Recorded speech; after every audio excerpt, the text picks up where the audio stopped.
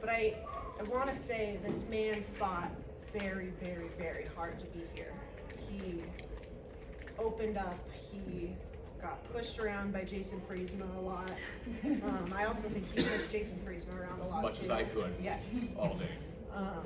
But it is with an incredible honor for me to introduce Austin Pilsner. Thank you. Yay!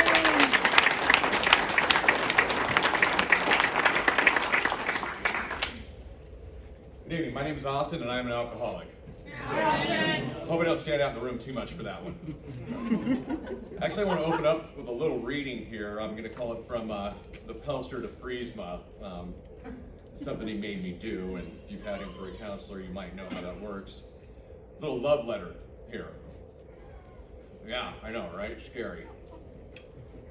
Mi amor alcohol. Since you came into my life at a youthful age, my world has been filled with adventure and excitement. We had our ups and downs, but I love you all the same.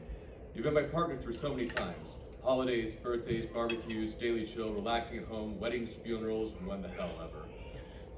I can't imagine my life without you. You're my go-to, my rock, my bottle of love. In short, you light up my life. I cannot wait to feel your warm and comforting arms around me. All of my love. Austin. That's how my brain was when I showed up at Peaks. Because that's what I had going on in it for 22 years. 22-year relationship with alcohol. That's a long damn time. There's a lot of people in this room right now that haven't been alive for 22 years. And I rocked and rolled an addiction hard and heavy for that amount of time. But it wasn't always like that. It was once that little guy.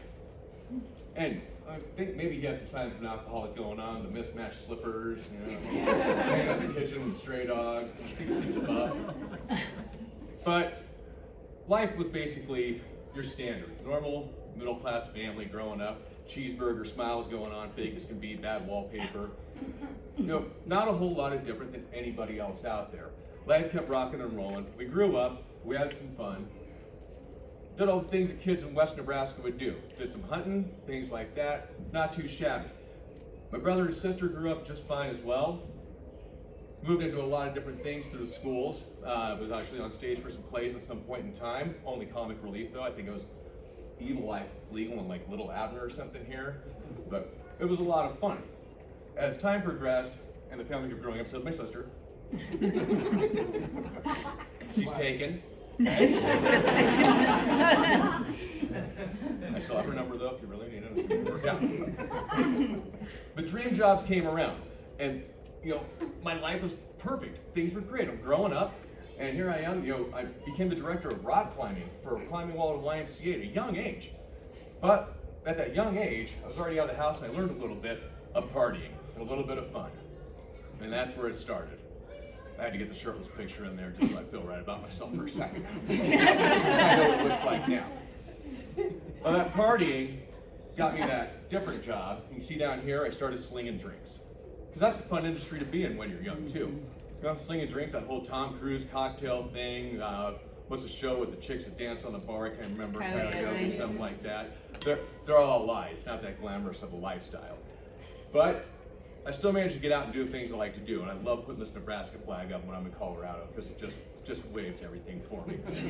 Yes, I know how our team's doing. I don't need to rub in later.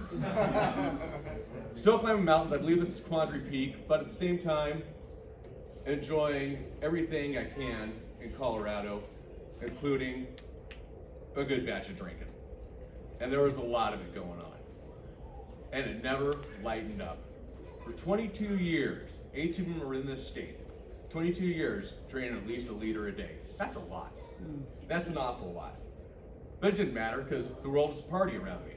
Life was good, things never changed. I had no problem picking up the chicks, hanging out in different venues. I couldn't complain. Couldn't complain at all. Hung out at parties, I was always got to go to the dogs. But you always miss the things that aren't the fun part, where the lights go off, especially for yourself. And then you're searching the internet a couple days later, and you actually find out you're a meme now. It's not broken, the shoe came off. All right, that's all. However, it still didn't spark the idea that maybe I was a little silly, maybe a little trippy. Had a lot of friends we drank with also. A lot of fun, music happening. parties all the time. It's my buddy Nick there. We actually got him a bass for his birthday. He never learned how to play it really because he just was too drunk to try. I think his favorite key was thud when you drop it off. That was about it. My friend Chev there, had a lot of parties with her too. She's actually, she did recovery 3 different times. 3 different times. Because some people, the first go around just doesn't work. You know, it's a never-ending cycle, and it's a game you're gonna play all your life. Sometimes you have to be somewhere for it, sometimes you're on your own. But it's a never-ending cycle. And my friend Nick here, he's the one with the bass. He was drinking a lot. And the obvious signs and cries for help, even on the picture, nobody really listened to. Nobody at all. Down at the far end there, dude with his arms crossed, my friend James, worked with him. Same kind of thing, he hit his alcohol addiction. Hit it over and over and over. Well, there's Chev now. Beautiful girl, looks great in blue, doesn't she? That was a tough one. None of us saw it coming, because none of us were paying attention. Not a single one of us. And the sad part is, we were right there next to her doing exactly the same thing. None of us saw it coming. Where's Nick now?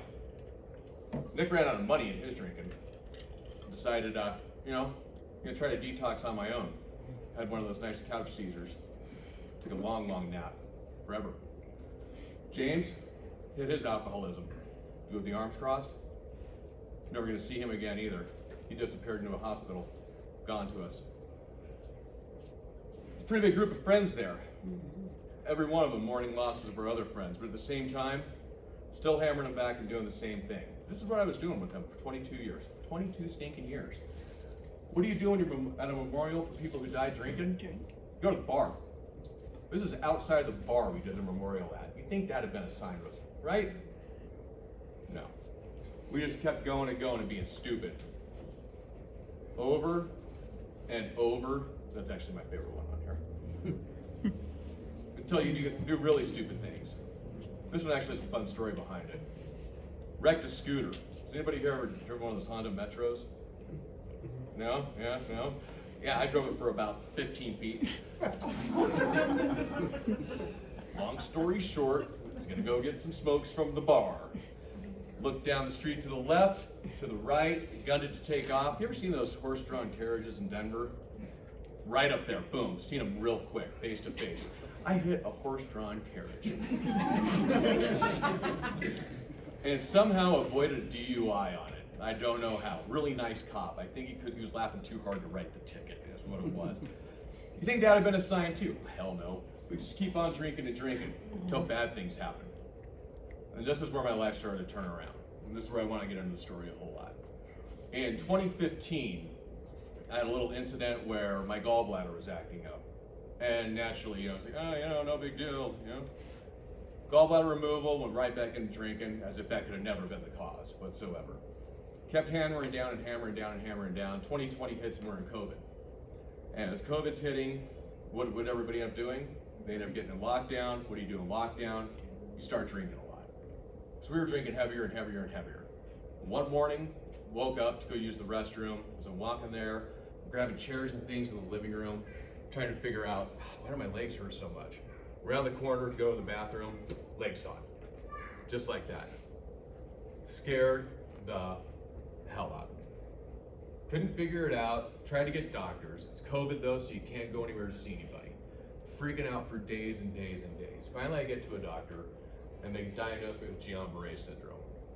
One of the things that causes that, right there, appears days or weeks after respiratory digestive tract infection.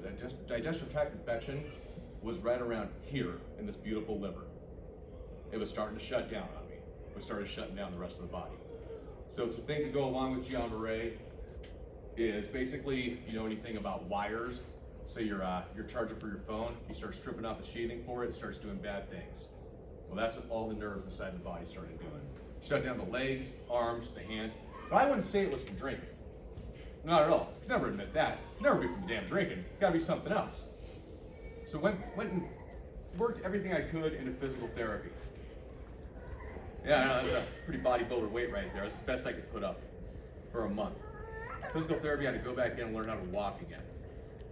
Take little pennies, put them into a jar. All the fun things, as if I was a toddler. Once I finally got out of there, I said, you know what? I'm basically cured. I can walk a little bit. Let's go back to drinking.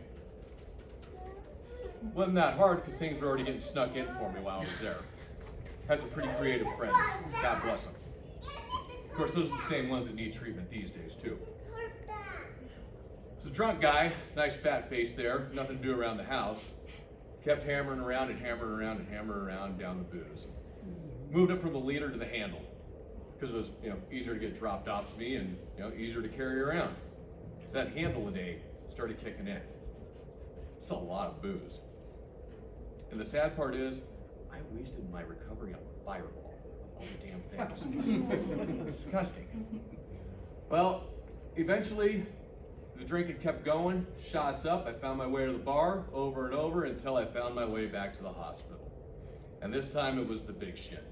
I woke up one morning, felt like hell, looked in the mirror, and I'd become a Simpsons character. And not one of the fun ones either. I made Barney look like he was sober the first time. Scared the hell out of me. Tried to get a hold of doctors again, eventually went to the ER. And you know what? They treat you a lot different in the ER when you go in for alcoholism. And when I was in for Guillain-Barré, they were loving, caring, easy. Alcoholism, they looked at me like, go ahead and die. It's pretty much what my body wanted to do anyway. So fought and tried to find ways to save my own ass. Eventually, out of all the places we called, Peaks Recovery is the one that answered and said we could take on a dare. Right over there, Dr. Ryan said, I think we can save this guy. And then I'm pretty sure he bet the over. I'm just stealing our conversation from outside right there. And if you bet the over, he's got a pretty good wallet. So I'm standing here with you today because Peaks is saved my ass, saved my life. Walking through everything, the nursing program, the counselors, everything here. And Brandon.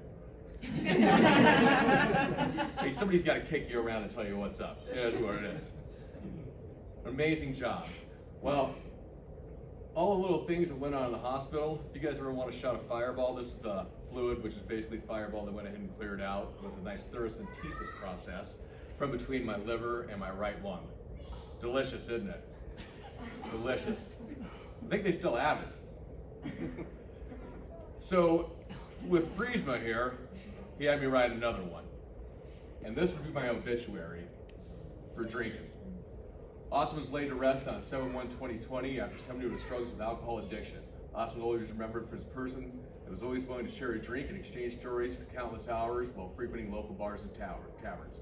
Undoubtedly, Austin's exuberance and willingness to try to do whatever it would to take to make anybody happy at the time will always be prominent in our hearts. Really to say no to helping a friend in need, however, he did hold back a little bit to encourage other people to find solutions or problems independently.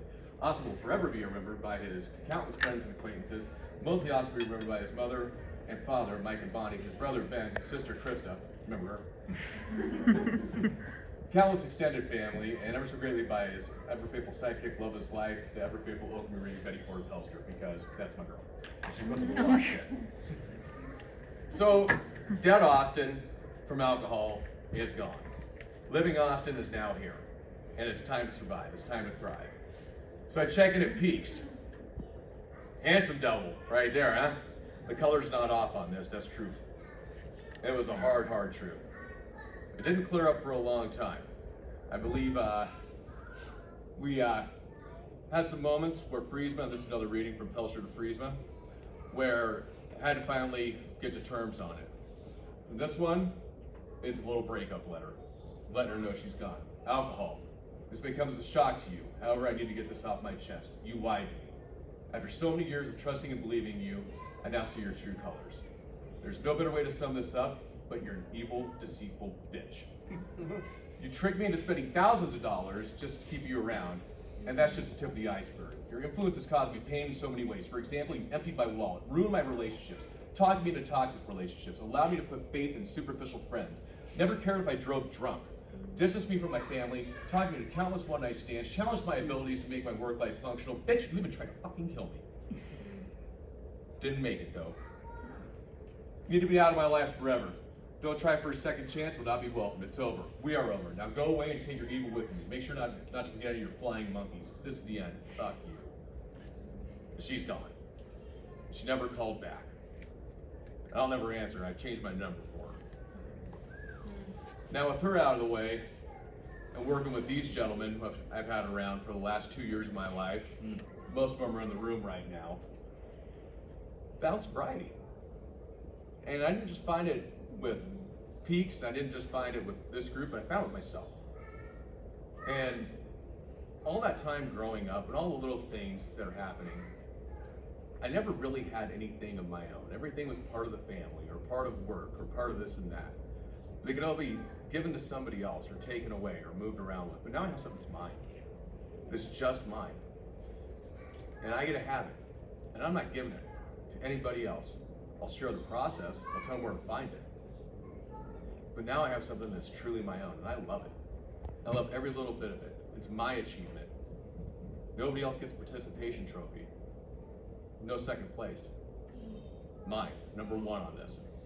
It's the best damn feeling ever.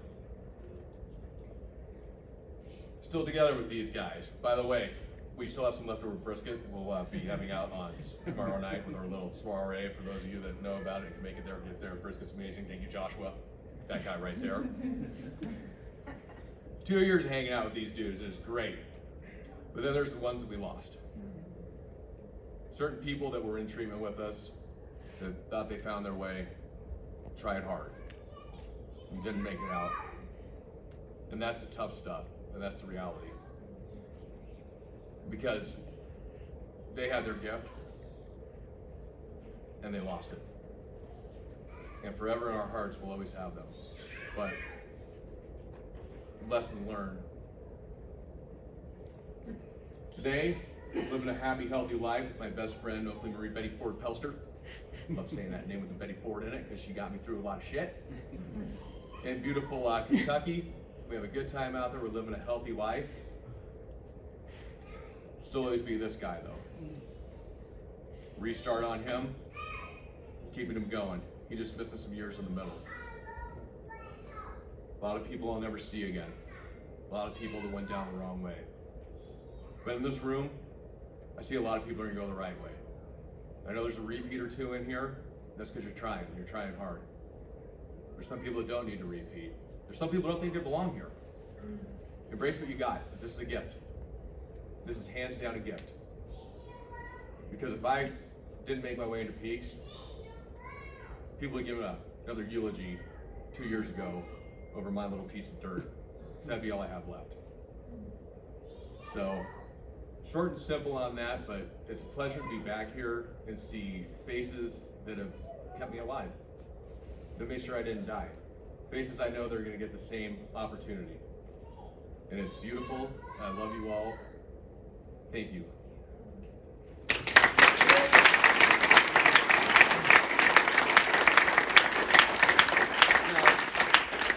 I believe we have something from a moment when I was at Peaks that we can get up on the screen also. Oh yeah, can you? So I'll give a little